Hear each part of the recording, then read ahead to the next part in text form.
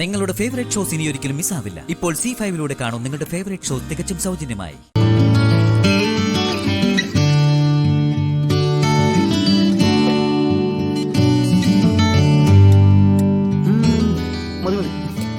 കഴിക്കർജുനേട്ടാ കഴിക്കുമോനെ.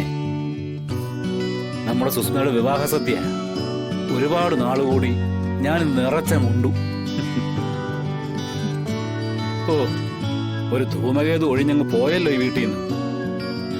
ഇപ്പൊ മനസ്സിന് എന്താ സമാധാനം എന്നറിയോ? സാറ് വരാതിരുന്നതുകൊണ്ട് ഇവിടെ ഒരാൾ കഴിച്ചതേ ഇല്ല കേട്ടോ. ഇത്രയും നേരവും പട്ടിണിയായിരുന്നു. അർജുനേട്ടനൊപ്പം ഇരുന്ന് ഈ സദ്യ കഴിക്കണമെന്നായിരുന്നു ആഗ്രഹം. നടക്കില്ലെന്ന് കരുതി. അല്പം വൈകിയാണെങ്കിലും സാധിച്ചല്ലോ. അർജുനേട്ടന് മനസ്സിലായോ? അർജുനേട്ടൻ വരില്ല എന്ന് പറഞ്ഞിട്ടും ഞാൻ ഈ കല്യാണം കൂടാൻ ഇറങ്ങിയത് എന്തിനാണെന്ന് മനസ്സിലായി പ്രീതി. എന്റെ വയറ്റിലെ കുഞ്ഞിനെ കുരുതി കൊടുത്തവരുടെ കഴുത്തിൽ കല്യാണമാല വീഴുന്നത് എനിക്ക് കാണുമായിരുന്നു. ഭ്രാന്തി പിടിച്ച കുതിരയെ പോലുള്ള അവളുടെ പടയോട്ടം തീർന്നു പ്രീതി. രോഹിത്തുമായുള്ള ശാന്തി മുഹൂർത്തോടെ കഴിയുന്നതോടെ സുസ്മിത തീർന്നു. ശാലിനെ ഒഴിവാക്കി വിഷ്ണുവിനെ സ്വന്തമാക്കാൻ പിന്നെ അവൾ ശ്രമിക്കില്ലല്ലോ. നിങ്ങൾ കഴിക്കുന്നേ? കഴിക്കടാ.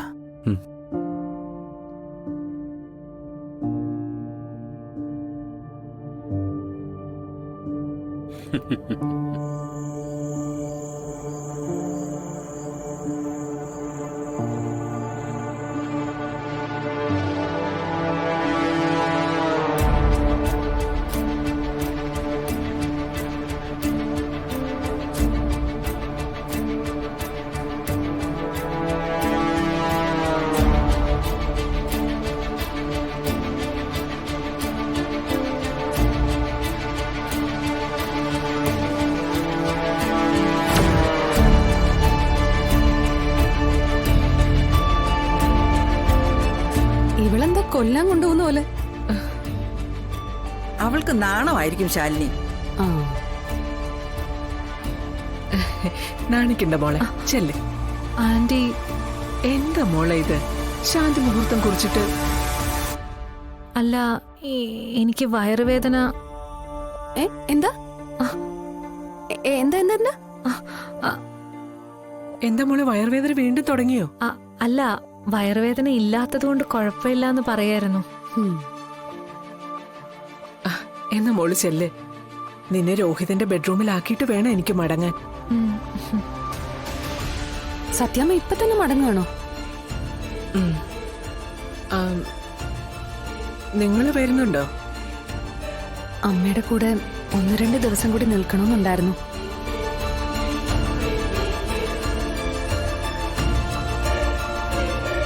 വിഷ്ണു? വിഷ്ണുട്ടനും അവിടെ നിൽക്കാന്നാ പറഞ്ഞു. മോളെ ചെല്ല്. ഈ കെണിയിൽ രക്ഷപ്പെടാൻ ഇനി ബ്രഹ്മാസ്ത്രം മാത്രമേ വഴിയുള്ളൂ. രോഹിത്തെ, ശേഷം ഭാഗം നിന്റെ റൂമിനുള്ളിൽ. എന്താ മോളെ നീ ആലോചിക്കുന്നേ? ഏയ്, ഒന്നുമില്ല ആന്റി, ഞാൻ ചെന്നോളാം. ഡൗൺലോഡ് ചെയ്യൂ C5 ആപ്പ്. കാണൂ എല്ലാ എപ്പിസോഡുകളും സൗജന്യമായി. നിങ്ങളുടെ ഫേവറേറ്റ് ഷോസ് ഇനി ഒരിക്കലും മിസ്സാവില്ല. ഇപ്പോൾ C5 കാണും നിങ്ങളുടെ ഫേവറേറ്റ് ഷോ തികച്ചും സൗജന്യമായി. നാളെ ഒരു കുഞ്ഞിനെ ഒക്കത്ത് വെച്ച് അമ്മ ഇതെന്റെ കുഞ്ഞാണെന്ന് പറഞ്ഞ് നീ വരുമ്പോ സത്യഭാമ നിനക്ക് പട്ടും വളയും തന്ന് സ്വീകരിക്കണം, അല്ലടി?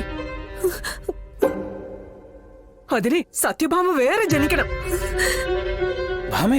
മിണ്ടിപ്പോകരുത്, മിണ്ടിപ്പോകരുത്. ഒറ്റ ഒരാളും മിണ്ടാനുള്ള അവകാശം ഒറ്റ ഒരാൾക്കും ഇല്ല. എന്റെ ഭർത്താവിന് പോലും. എല്ലാവരും കൂടി സത്യഭാമയെ ചതിക്കായിരുന്നു അല്ലേ?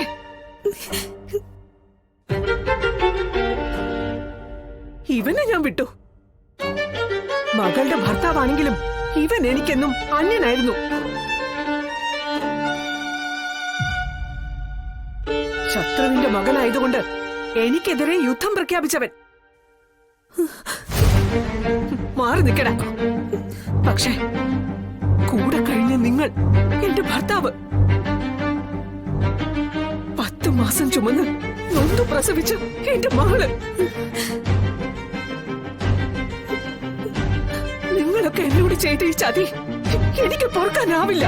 ഭാമേ, അത് ഇവിടുത്തെ വേലക്കാരിക്ക് പോലും അറിയാവുന്ന രാഘവേട്ട. അപ്പൊ നാട് ഭരിക്കുന്നു സ്വയം അഹങ്കരിക്കുന്ന സത്യഭാമ ആരായി?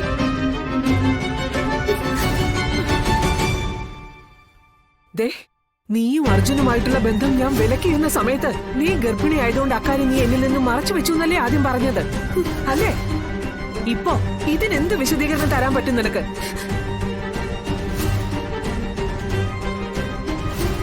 നിന്റെ വയറ്റിലുള്ള കുഞ്ഞിനെ കൊന്നെന്ന് ആരോപിച്ചല്ലേ എന്നെ കൈവേലം കണിയിച്ച് ആ പോലീസ് സ്റ്റേഷനിൽ കയറ്റിയത്?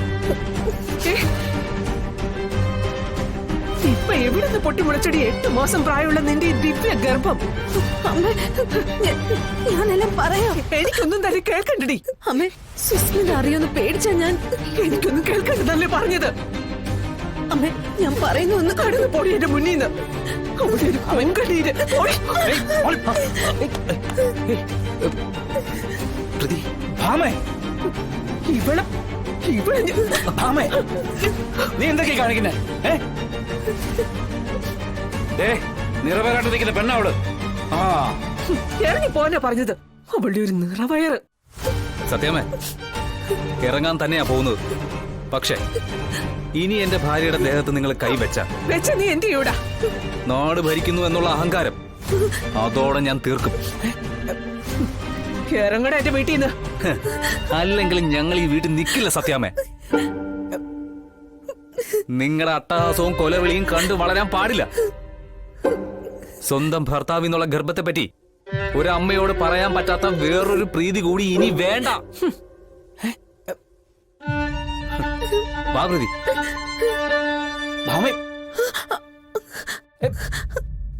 അർജുനേട്ടാ, അമ്മേ. മോളെ, അർജുൻ വരാൻ.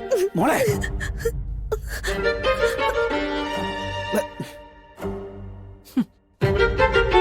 ഭാമേ,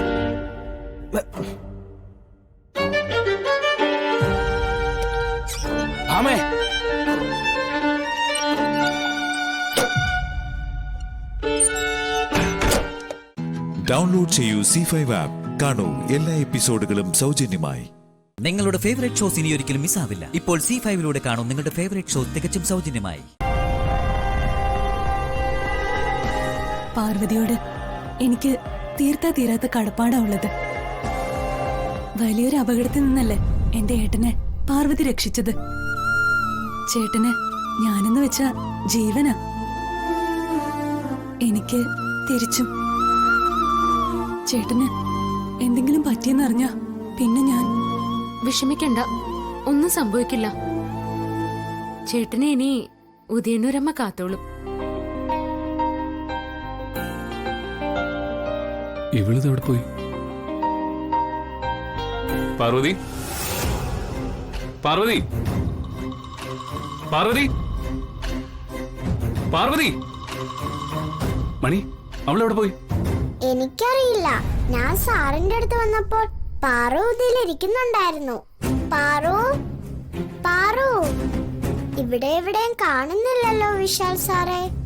വിശാൽ സാറിന് ഇഷ്ടമല്ലെന്ന് അറിഞ്ഞതിന് ശേഷം പാറു നല്ല സങ്കടത്തിലാ. അവളെന്തെങ്കിലും അബദ്ധം. വാ നോക്കാം. പാർവതി, ജയുടെ വീട് എവിടെയാ? എന്റെ വീട് അത് ചോദിക്കേണ്ട പാർവതി. കുശലം പറഞ്ഞും വിശേഷം അന്വേഷിച്ചും ചങ്ങാത്തം കൂടാൻ വേണ്ടിയല്ല ഞാൻ പാർവതിയുടെ അടുത്ത് വന്നത്. മുന്നറിയിപ്പ് നൽകാനാ. മുന്നറിയിപ്പ് നൽകാനോ? തീയുടെ അടുത്ത് പോകുമ്പോ സൂക്ഷിക്കണം. തീനാളം പാർവതിയെ വിഴുങ്ങിയേക്കും. ജയ, കടലിന് സമീപം പോകുമ്പോ സൂക്ഷിക്കണം. തിരമാലകൾ വന്ന് കോരിയെടുത്ത് ആഴത്തിലേക്ക് കൊണ്ടുപോകും. നീരൊഴുക്കിന് ഭയപ്പെടണം. വലിച്ചോണ്ട് പോയി ചുഴിയിൽ അകപ്പെടുത്തിയേക്കാം.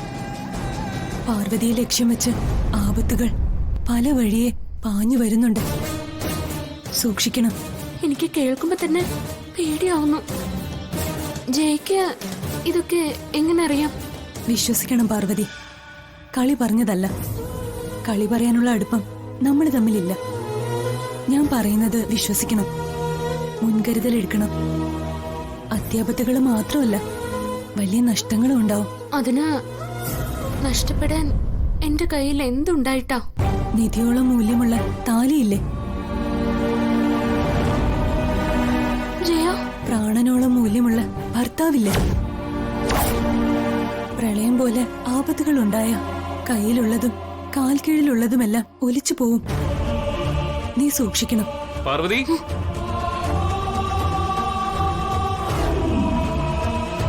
പാർവതി, വിശാൽ സർ, നീ എന്താ ഇവിടെ വന്ന് സ്വപ്നം കാണുകയാണോ? അത് അന്ന് വീട്ടിൽ വന്ന പോലീസുകാരില്ലേ, ആ സാറിന്റെ അനിയത്തിയാ ഇത്. എവിടെ? ജയ, ജയ, മണി വിളരുതേ, വരുന്നെങ്കിൽ വരാൻ പറയും. ഇവിടെ വിശാൽ സർ. വാ പാറു. അല്ല പണിക്കുട്ട, ഇവിടെ ഞാൻ അവിടെ ഒന്നും ആരും ഇല്ല പാറു. അല്ല, ഞാൻ ഇവിടെ കണ്ടതാ. ഇങ്ങോട്ട് വാ പാറു. ഡൗൺലോഡ് ചെയ്യൂ C5 ആപ്പ്. കാണൂ എല്ലാ എപ്പിസോഡുകളും സൗജന്യമായി.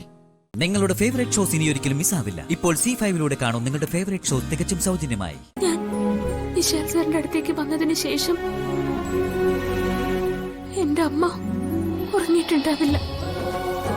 ആദ്യ പിടിച്ചിരിക്കുന്ന അമ്മയ്ക്ക് ഒരു നുള്ളി സന്തോഷം കൊടുക്കാൻ കഴിഞ്ഞ അതായിരിക്കും ഞാൻ ചെയ്യുന്ന ഏറ്റവും നല്ല പുണ്യപ്രവൃത്തി. ഞാൻ പറയുന്നത് വിശാൽ സാറിന് മനസ്സിലാവുന്നുണ്ടോ? എന്തോ ഒരു ആനക്കാര്യം പറയാൻ പോവാണെന്ന് മനസ്സിലായി. ആനക്കാര്യമൊന്നുമല്ല, ഒരു ചെറിയ കാര്യം. അമ്മയുടെ മുത്തശ്ശന്റെ മുമ്പിൽ വെച്ച് എന്നെ കരയിക്കരുത്.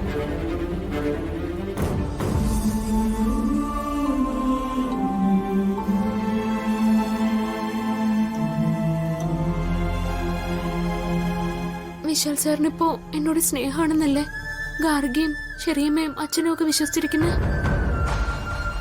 അങ്ങനെ വിശ്വസിപ്പിക്കാൻ വിശാൽ സാറിന് കഴിഞ്ഞില്ലേ? അതുപോലെ നമ്മൾ തമ്മില് നല്ല സ്നേഹത്തിലാണെന്ന് അമ്മയും മുത്തശ്ശനെയും പല്ലവിയും ഒക്കെ വിശാൽ സാർ വിശ്വസിപ്പിക്കണം.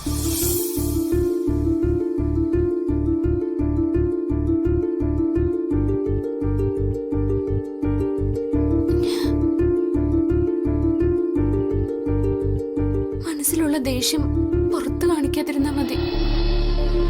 അവരുടെ മുന്നിൽ വെച്ച് വണ്ടി എന്ന് വിളിക്കുന്നതിന് പകരം പാർവതിന്ന് സ്നേഹത്തോടെ വിളിക്കണം. ഞാൻ അടുത്ത് വന്ന് നിൽക്കുമ്പോ അകന്നു മാറുന്നതിന് പകരം എന്നോട് ചേർന്ന് നിൽക്കണം.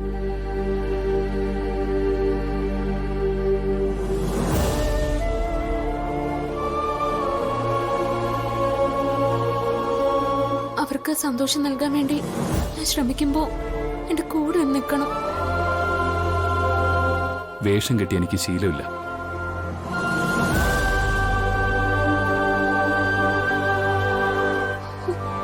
അത് ഇഷ്ടമല്ലെങ്കിൽ ഞാനില്ല എന്റെ വീട്ടിലേക്ക്. ഞാൻ കാരണം അവര് കരയുന്നത് കാണാൻ എനിക്ക് വയ്യ. അവരുടെ മുന്നിലേക്ക് ഞാനില്ല.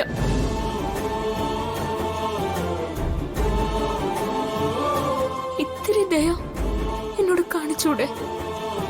എന്നോട് സ്നേഹം കാണിച്ചിട്ട് നമ്മൾ മാത്രമാവുമ്പോ എന്നെ തല്ലിക്കോ?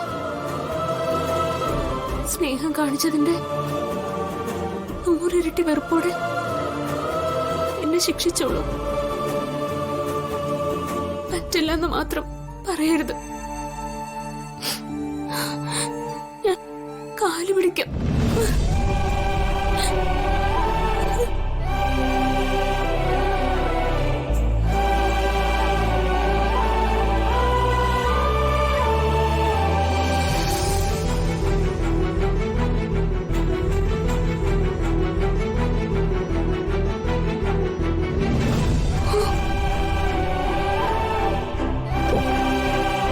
നീ വേഗം വന്ന് കേറാൻ.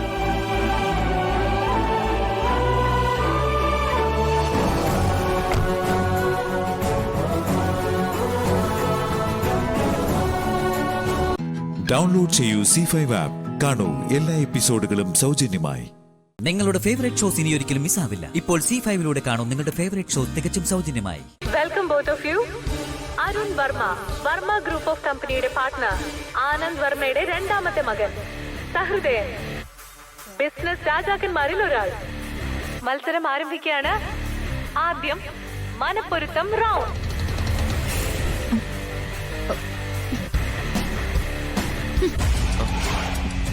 ഐശ്വര്യ, അതെന്ത് മര്യാദ കേടാ നീ കാണിച്ചത്? ഞങ്ങൾ പ്രോഗ്രാം കണ്ടോണ്ടിരിക്കുമ്പോ നീ TV ഓഫ് ചെയ്യുന്നോ? റിമോട്ട് തന്നെ തരാൻ വിടാൻ.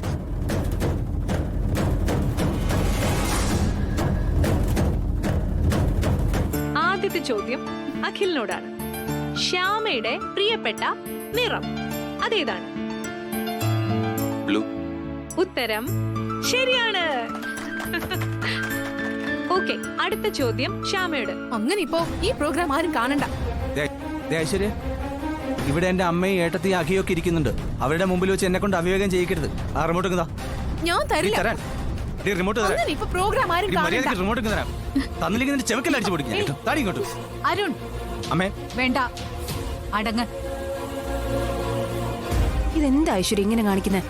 ഞങ്ങൾ എല്ലാവരും ഇവിടെ TV കാണല്ലേ. TV കാണരുതെന്ന് ഞാൻ പറഞ്ഞിട്ടില്ല. ഈ പ്രോഗ്രാം നിങ്ങൾ കാണണ്ട. അതിനെ നാണം കെടുത്തുന്നതിന് തുല്യം. അതിന് നിന്നെ ഇവിടെ ആരാ നാണം കെടുത്തിയ? നിനക്ക് കാണാൻ താല്പര്യമില്ലെങ്കിൽ നീ നിന്റെ പണി നോക്കിപ്പോ. ഞങ്ങൾക്ക് പ്രോഗ്രാം കാണണം. നീ ആ റിമോട്ട് തന്നെ തരില്ല. എടി റിമോട്ട് താടി. ഞാൻ തരില്ല. നിന്നെ ഞാൻ അരുൺ, കൈപ്രയോഗം ഒന്നും വേണ്ട. എന്ന് വെച്ചാ ഇവള് കാണിക്കുന്ന ഈ മര്യാദ കേട്ടിന് പിന്നെ എന്ത് മറുപടി അമ്മ വേണ്ടേ? വഴക്ക് ഒച്ചപ്പാടൊന്നും വേണ്ട ഏട്ടാ. എന്ന് പറഞ്ഞാ എത്ര നാൾ ഇതിങ്ങനെ ക്ഷമിക്കും? ഐശ്വര്യടത്തേക്ക് ഈ പ്രോഗ്രാം കാണാൻ താല്പര്യമില്ലെങ്കിൽ ആരും കാണണ്ട ഏട്ടാ. നമുക്ക് C5-ൽ പിന്നെ കാണാലോ. ഇവളൊരാളെ പേടിച്ച് നമ്മുടെ വീട്ടിലിരുന്ന് നമുക്ക് TV കാണാൻ പോലും പറ്റാതായോ? അതെന്തിനായോ? ഇവൾക്ക് വേണ്ടി നമ്മളെല്ലാം ത്യജിക്കണമെന്നാണോ? എനിക്കൊന്നും മനസ്സിലാവുന്നില്ല. അമ്മയും ഏട്ടത്തെയും അക്കിയും ശ്യാമയൊക്കെ എല്ലാം സഹിക്കുകയും ക്ഷമിക്കുകയും ചെയ്യും. അതെനിക്കറിയാം. അതെനിക്ക് വേണ്ടിയാ, എനിക്ക് വേണ്ടി മാത്രം. എന്നെ ആരും സഹിക്കണ്ട. എന്റെ ശത്രുക്കളോട് എനിക്കൊരു കോംപ്രമൈസും ഇല്ല.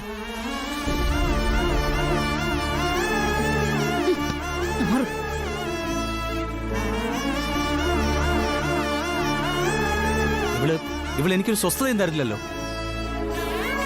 ഏട്ടാ, ഇങ്ങനെ ടെൻഷൻ ആവാതെ ഏട്ടാ. ഐശ്വര്യ അടുത്ത് ഇങ്ങനെയൊക്കെയാ. വിഷമിക്കാതെ. കുറച്ച് കഴിയുമ്പോൾ അതങ്ങ് മാറിക്കോളും. വിഷമിക്കാതെ ഏട്ടാ.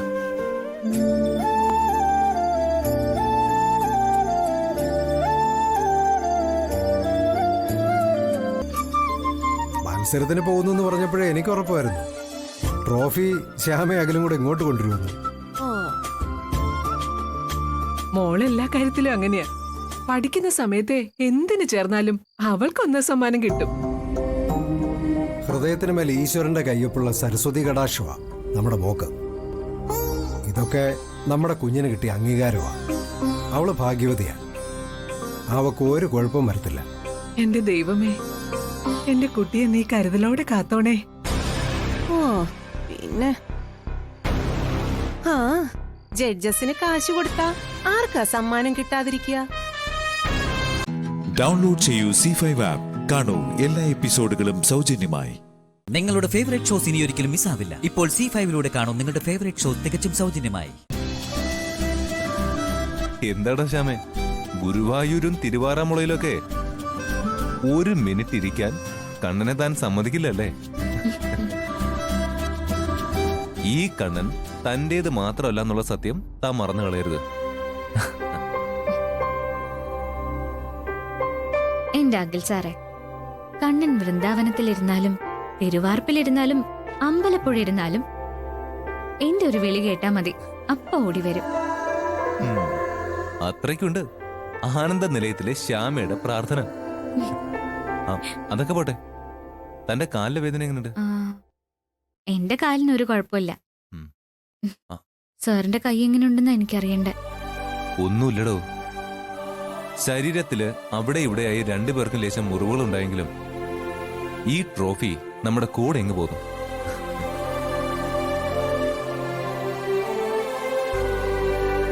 താനും തന്റെ കൃഷ്ണനും കൂടെയുള്ളപ്പോ ഈ ട്രോഫി ആനന്ദ നിലയത്തിലെ ഷോക്കേഴ്സിൽ ഇരിക്കുമെന്ന് കൃത്യമായിട്ട് എനിക്കറിയായിരുന്നു.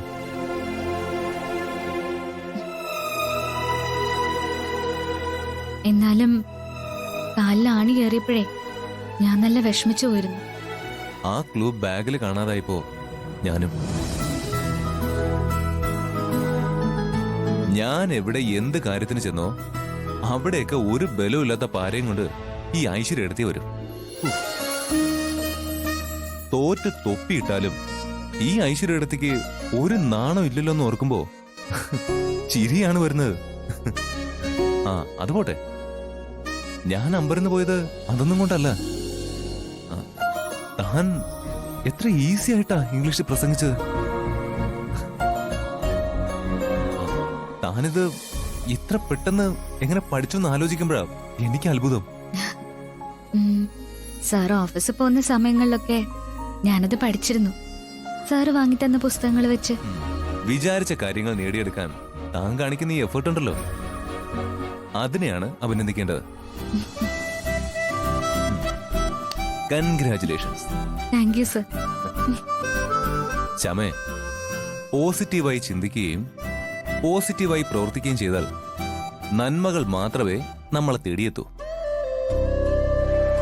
അല്ലാതെ തട്ടിപ്പും തരികിടയും തന്ത്രവും കുതന്ത്രവും വേലവയ്പും ഒക്കെ ആയിട്ട് നടന്നാൽ ചിലപ്പോ തൽക്കാലം ഒരു വിജയം ഉണ്ടായേക്കാം, പക്ഷേ അവസാന വിജയം നന്മയ്ക്ക് തന്നെ ആയിരിക്കും. ഏതൊരു പുരുഷന്റെയും വിജയം അയാളെ സ്നേഹിക്കുന്ന ഭാര്യയാണെന്ന് അച്ഛൻ പലവട്ടം പറഞ്ഞ് ഞാൻ കേട്ടിട്ടുണ്ട്. എന്റെ വെളിച്ചവും വിജയവും എല്ലാം താനാ എന്റെ ശ്യാമ. അഖിൽ സാർ ഇല്ലായിരുന്നെങ്കിൽ ഈ പാവപ്പെട്ട എനിക്കൊരു ജീവിതം ഉണ്ടാവുമായിരുന്നു. എനിക്കെന്റെ ഭഗവാൻ തന്ന സൗഭാഗ്യം അഖിൽ സാർ. അത് തന്റെ വിനയവും എളിമയും കൊണ്ടൊക്കെ പറയുന്നതാ. ശ്യാമ വന്നപ്പോഴാ എന്റെ ജീവിതത്തിനൊരു വെളിച്ചവും തെളിച്ചവും ഒക്കെ വന്നത്. അതാണ് സത്യം. പലപ്പോഴും ഞാൻ അത്ഭുതത്തോടെ ഓർത്തിട്ടുണ്ട്, ഞാൻ സ്വപ്നം കാണാണെന്നൊക്കെ. കാരണം ആനന്ദ നിലയത്തിലെ അഖിൽ വർമ്മയുടെ ഭാര്യയാകാനുള്ള യോഗ്യത എനിക്കില്ല. ഡൗൺലോഡ് ചെയ്യൂ C5 ആപ്പ്. കാണൂ എല്ലാ എപ്പിസോഡുകളും സൗജന്യമായി. നിങ്ങളുടെ ഫേവറേറ്റ് ഷോസ് ഇനി ഒരിക്കലും മിസ്സാവില്ല. ഇപ്പോൾ C5 കാണൂ നിങ്ങളുടെ ഫേവറേറ്റ് ഷോ തികച്ചും സൗജന്യമായി. ഞങ്ങളെപ്പോലെ 2 ഏട്ടന്മാരുണ്ടായിട്ടും നിനക്ക് ഇങ്ങനെ ഒരു വിഷമം അനുഭവിക്കേണ്ടി വന്നല്ലോ എന്ന് ഓർക്കുമ്പോ ഞങ്ങൾക്ക് തന്നെ കുറ്റബോധം തോന്നുന്നു. ഞങ്ങളോട് എന്തും പറയാനുള്ള സ്വാതന്ത്ര്യം മോക്കുണ്ടായിരുന്നില്ലേ? പിന്നെന്താ ഇതുപോലൊരു കാര്യം സംഭവിച്ചിട്ട് മോൾ ഇത് ഞങ്ങളോട് പറയാതിരുന്നത്? നീ വിഷമിക്കണ്ട, ഒന്നും നിന്റെ തെറ്റല്ല. നിന്റെ ഈ പ്രായത്തിൽ ഇതുപോലൊരു ഭീഷണിയെ നേരിടാൻ നിന്നെപ്പോലൊരു പെൺകുട്ടിക്ക് ചിലപ്പോ ഒറ്റയ്ക്ക് പറ്റിയെന്ന് വരില്ല. നിന്നെപ്പോലെ ഒരുപാട് പെൺകുട്ടികൾ ഈ വിഷമം അനുഭവിക്കുന്നുണ്ട്. നല്ല ബുദ്ധിയും വിവേകവും ഉള്ള കുട്ടിയല്ലേ നീ. ഇതുപോലൊരു പ്രശ്നത്തിൽപ്പെടുമ്പോ ആദ്യം ആ വിവരം പറയേണ്ടത് ഞങ്ങളോടല്ലേ. നീ ഞങ്ങളോടത് പറഞ്ഞിരുന്നെങ്കിൽ ഈ പ്രശ്നം ഇത്രയും വഷളാകില്ലായിരുന്നു. പണ്ടേ ഞങ്ങൾ അത് ഇടപെട്ട് പരിഹരിച്ചേനെ. ഉള്ളിലുള്ള വിഷമവും സങ്കടങ്ങളും ഒക്കെ ആരോടെങ്കിലും പറയുമ്പോഴാ അതിനൊരു പരിഹാരം ഉണ്ടാവുന്നത്. നീ ഞങ്ങളുടെ പൊന്നനിയത്തിയ. നിന്നെ തട്ടിക്കളിക്കാനും ഭീഷണിപ്പെടുത്താനും ഭയപ്പെടുത്താനുമുള്ള ഒരവകാശവും ആർക്കുമില്ല. ഇനി അങ്ങനെ ആരെങ്കിലും ശ്രമിച്ച ഏട്ടന്മാർ സമ്മതിക്കുമെന്ന് നിനക്ക് തോന്നുന്നുണ്ടോ മോളെ? നിന്നെ ഉപദ്രവിക്കാൻ വരുന്നവരെ എങ്ങനെ നേരിടണമെന്ന് ഞങ്ങൾക്ക് നല്ലതുപോലെ അറിയാം. നീ പേടിക്കണ്ട, മോളുടെ കൂടെ ഞങ്ങളുണ്ട്. ഒരു വാക്ക് ഞങ്ങളോട് പറഞ്ഞാ പോരായിരുന്നു, അവന്റെ ഭീഷണി ഞങ്ങൾ തീർത്തു തന്നേനെ. പേടിച്ചിട്ടേട്ടാ പലവട്ടം ഞാൻ പറയാൻ ശ്രമിച്ചതാ, പക്ഷേ എനിക്കതിനുള്ള ധൈര്യം വന്നില്ല. അതാ മോക്ക് പറ്റിയ തെറ്റ്. ഇതുപോലൊരു സംഭവം ഉണ്ടായിക്കഴിഞ്ഞാൽ മോളെന്നല്ല ഏതൊരു പെൺകുട്ടിയും ആദ്യം പറയേണ്ടത് സ്വന്തം വീട്ടുകാരോടും കൂട്ടുകാരോടൊക്കെയാണ്. നിന്നെ സംരക്ഷിക്കേണ്ടത് ചേട്ടന്മാരുടെ കടമയാ മോളെ. അതെന്താ നീ തിരിച്ചറിയാതെ പോയത്? നിന്നെ ഉപദ്രവിക്കാൻ ശ്രമിക്കുന്നത് ആരായാലും അവരെ ഞങ്ങൾ വെറുതെ വിടുമെന്ന് നിനക്ക് തോന്നുന്നുണ്ടോ? മോളിനി ഒന്നും കൊണ്ട് പേടിക്കണ്ട. നിന്നെ സംരക്ഷിക്കാൻ പറ്റിയില്ലെങ്കിൽ പിന്നെ എന്തിനാ ഈ ഏട്ടന്മാര് ജീവിക്കുന്നത്? കണ്ണുടയ്ക്ക്. ഇതിന്റെ പേരില് ഇനി മോൾ ഒരിക്കലും കരയാൻ ഞങ്ങൾ സമ്മതിക്കില്ല. ഏട്ടാ,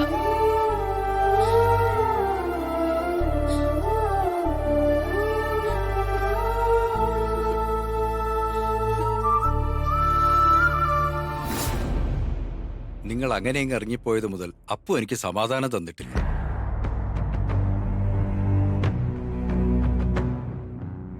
ഇത്രയ്ക്കും ഗൗരവമുള്ള കാര്യമാണെന്ന് അറിഞ്ഞിരുന്നെങ്കിൽ ഞങ്ങൾ സുധാമണി ഒറ്റയ്ക്ക് പോകാൻ വിടില്ലായിരുന്നു. ഞാൻ ഒറ്റയ്ക്കല്ലല്ലോ പോയത്, എന്റെ ബാലുന്റെ സാഗറിന്റെ ഒപ്പല്ലേ. അവരുള്ളപ്പോ എന്ത് പേടിക്കാനാ? വലിയൊരു ആപത്തിന്റെ വക്കിൽ നിന്നാ മീനാക്ഷി രക്ഷപ്പെട്ടത്. അവനെ പിടിച്ച് പോലീസിൽ ഏൽപ്പിക്കായിരുന്നു വേണ്ടത്. അതിന്റെ ഒന്നും ആവശ്യമില്ല. അവന് കിട്ടേണ്ടത് കിട്ടി. പഠിക്കേണ്ട പാഠം അവൻ പഠിച്ചു. ആ പിന്നൊരു കാര്യം, എന്റെ അമ്മ ശ്രീമതി സരോജിനി മേനോൻ ചെറുമോളുടെ കല്യാണം പ്രമാണിച്ച് നാട്ടിൽ നിന്ന് ഇങ്ങോട്ട് വരിക. പറഞ്ഞ പോലെ കല്യാണം ഇങ്ങടുത്തല്ലോ. ആ, അച്ഛമ്മ ഒരു പ്രത്യേക ടൈപ്പാ. സുധാന്റിയെ പോലെ ആളും സെൽഫ് മെയ്ഡാ. പിന്നെ പ്രായത്തിൻ്റെതായ കുറെ നിർബന്ധ ബുദ്ധികളുണ്ട്. പ്രായമായ ആൾക്കാരല്ലേ, അല്ല ഉണ്ടാവും. ആ പ്രായത്തിലെല്ലാം എത്തിയ നമ്മൾ എന്തൊക്കെയാ കാണിച്ചു കൂട്ടുന്നതെന്ന് ഊഹിക്കാൻ പോലും പറ്റൂല. കല്യാണം അടുക്കുന്തോറും വല്ലാത്ത ടെൻഷനാ. ഡൗൺലോഡ് ചെയ്യൂ C5 ആപ്പ്. കാണൂ എല്ലാ എപ്പിസോഡുകളും സൗജന്യമായി.